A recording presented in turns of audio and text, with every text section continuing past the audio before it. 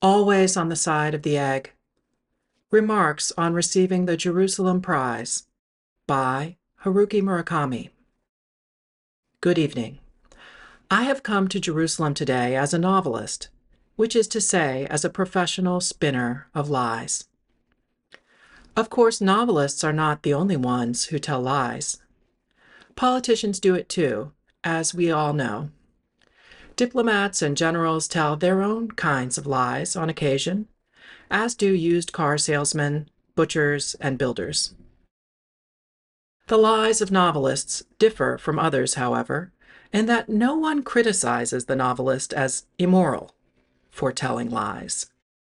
Indeed, the bigger and better his lies, the more ingeniously he creates them, the more he is likely to be praised by the public and the critics. Why should this be? My answer would be this, namely that by telling skillful lies, which is to say by making up fictions that appear to be true, the novelist can bring a truth out to a new place and shine a new light on it. In most cases, it is virtually impossible to grasp a truth in its original form and depict it accurately.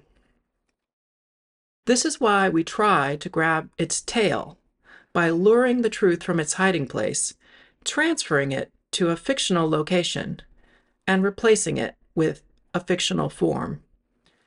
In order to accomplish this, however, we first have to clarify where the truth lies within us, within ourselves. This is an important qualification for making up good lies. Today, however, I have no intention of lying. I will try to be as honest as I can.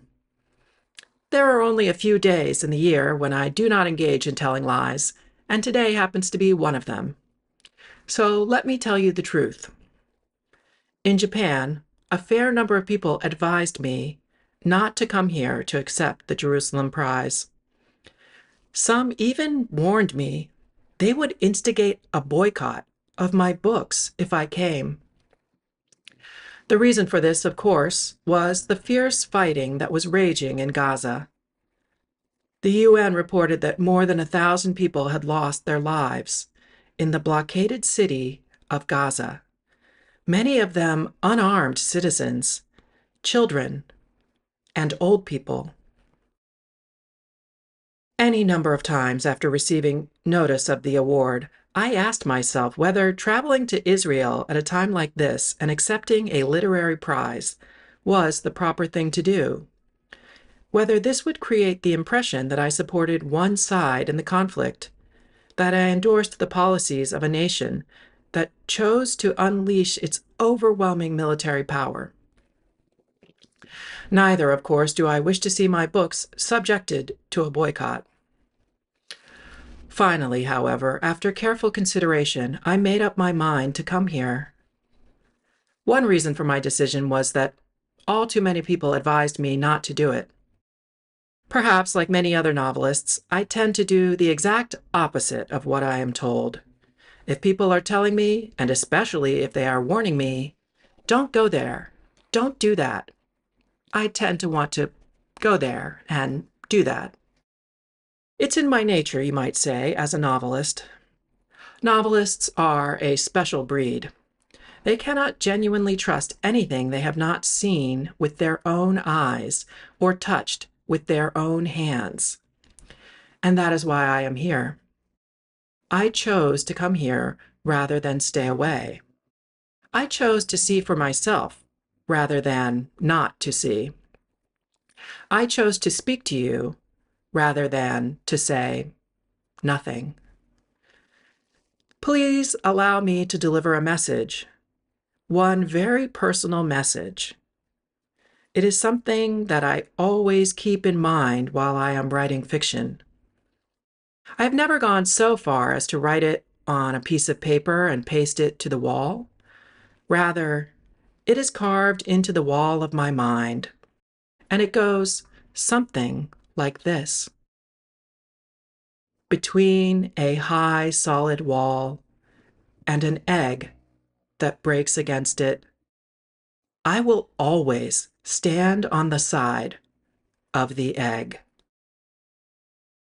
Yes, no matter how right the wall may be, and how wrong the egg, I will stand with the egg. Someone else will have to decide what is right and what is wrong. Perhaps time or history will do it. But if there were a novelist who, for whatever reason, wrote works standing with the wall, of what value would such works be? What is the meaning of this metaphor? In some cases, it is all too simple and clear. Bombers, and tanks, and rockets, and white phosphorus shells are that high wall. The eggs are the unarmed civilians who are crushed and burned and shot by them. This is one meaning of the metaphor. But this is not all. It carries a deeper meaning. Think of it this way: each of us is, more or less, an egg. Each of us is a unique, irreplaceable soul enclosed in a fragile shell. This is true of me, and it is true of each of you.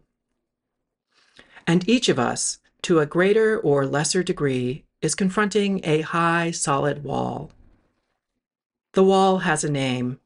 It is the system. The system is supposed to protect us, but sometimes it takes on a life of its own, and then it begins to kill us and cause us to kill others. Coldly, efficiently, systematically.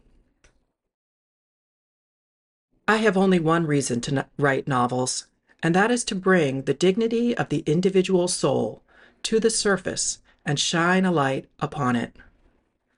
The purpose of a story is to sound an alarm, to keep a light trained on the system, in order to prevent it from tangling our souls in its web and demeaning them. I truly believe it is the novelist's job to keep trying to clarify the uniqueness of each individual soul by writing stories, stories of life and death, stories of love, stories that make people cry and quake with fear and shake with laughter. This is why we go on day after day concocting fictions with utter seriousness. My father passed away last year at the age of 90. He was a retired teacher and a part-time Buddhist priest. When he was in graduate school in Kyoto, he was drafted into the army and sent to fight in China. As a child born after the war, I used to see him every morning, before breakfast, offering up long, deeply felt prayers at the small Buddhist altar in our house. One time I asked him why he did this, and he told me he was praying for the people who had died in the battlefield. He was praying for all the people who died, he said, both ally and enemy alike. Staring at his back as he knelt at the altar, I seemed to feel the shadow of death hovering around him. My father died, and with him he took his memories, memories that I can never know. But the presence of death that lurked about him remains in my own memory. It is one of the few things I carry on from him, and one of the most important. I have only one thing I hope to convey to you today. We are all human beings, individuals, transcending nationality and race and religion, and we are all fragile eggs, faced with a solid wall called the system. To all appearances, we have no hope of winning. The wall is too high, too strong, and too cold. If we have any hope of victory at all, it will have to come from our own believing in the utter uniqueness and irreplaceability of our own and others' souls, and from believing in the warmth we gain from joining souls together. Take a moment to think about this. Each of us possesses a tangible, living soul. The system has no such thing. We must not allow the system to exploit us. We must not allow the system to take on a life of its own. The system did not make us. We made the system. That is all I have to say to you. I am grateful to have been awarded the Jerusalem Prize. I am grateful that my books are being read by people in many parts of the world. And I would like to express my gratitude to the readers in Israel. You are the biggest reason why I am here. And I hope we are sharing something very meaningful. And I am glad to have had the opportunity to speak to you here today. Thank you very much.